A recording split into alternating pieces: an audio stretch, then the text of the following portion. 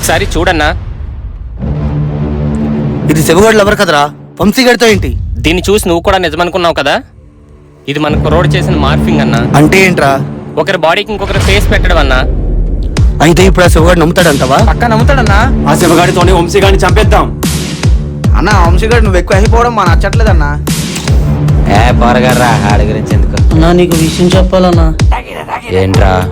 కానీ నువ్వు ఎలా రియాక్ట్ అవుతావు భయం వేస్తుందన్నా. అట్లే చెప్పరా. అరే సూర్య ఫోటో చూపించరా.